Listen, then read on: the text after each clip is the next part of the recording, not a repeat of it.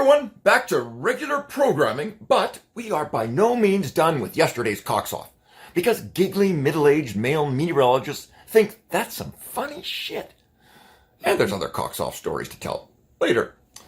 Had a great chat with a patroller at the Handlebar the other night. Great spot for pizza, by the way, and some good fun snark from the bartender too.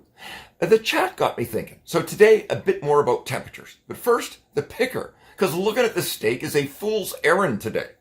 Big numbers Saturday morning, but who cares? Because this is rainfall in millimeters at the stake on account of the slightly pineapple-y temps in the Alpine.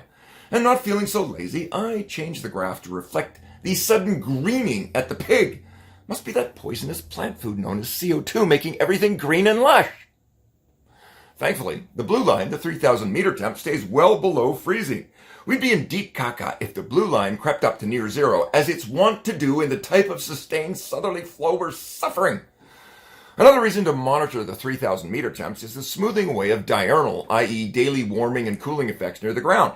It's a bit easier to pick out significant changes in air mass without these complications. It's the same idea for the relative humidity at ground level. Don't really care about that because it's got a wickedly variable daily cycle, super high in the morning, super low in the afternoon.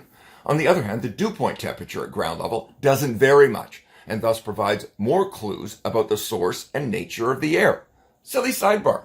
You can tell a TV meteorologist isn't a meteorologist at all when they refer to the humidity rather than the dew point. Look for it.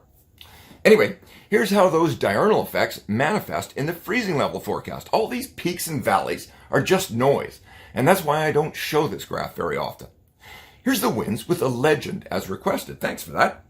I've also snapped a pic of the site and the pin drop location where I take this data from. Blackcomb Peak represents Whistler well. You should use it too.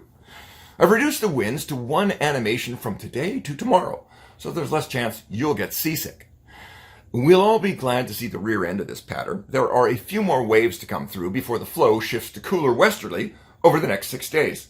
I've talked enough, so I'll slow it down and let the pictures in 6-hour time steps tell the rest of the story. Cheerio.